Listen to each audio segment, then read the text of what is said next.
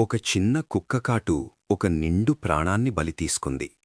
15 నెలల సుదీర్ఘ పోరాటం తర్వాత ఆ చిన్నారి కన్నుమూశాడు. జగిత్యాల జిల్లా వెల్గటూరు మండలం కోటిలింగాల గ్రామంలో జరిగిన ఈ ఘటన అందరినీ కలచివేస్తోంది.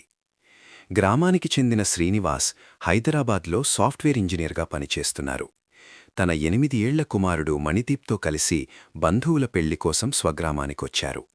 అంతా సంతోషంగా సాగుతున్న సమయంలో 2024 డిసెంబర్లో అనుకోని ప్రమాదం జరిగింది. ఆడుకుంటున్న మణిదీప్ను ఒక కుక్క కరిచింది. వెంటనే ఆస్పత్రికి తీసుకెళ్లి టీకా కూడా ఇప్పించారు. అంతా నయమైందని భావించారు. కాని విధి మరోలా తలచింది.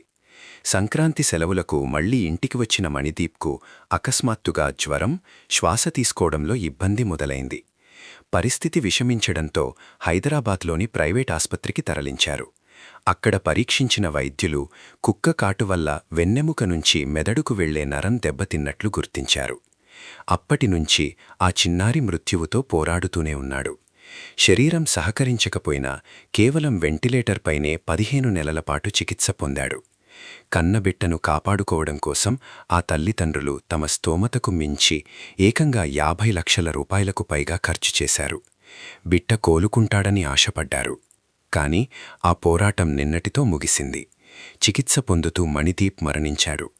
స్వగ్రామంలో జరిగిన అంత్యక్రియల సమయంలో ఆ తల్లిదండ్రుల రోదనలు చూసి గ్రామమంతా కన్నీరు పెట్టింది.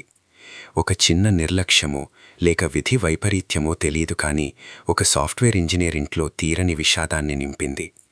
కుక్కకాటు విషయంలో ఎంత అప్రమత్తంగా ఉండాలో ఈ ఘటన మనకు మరోసారి గుర్తుచేస్తోంది.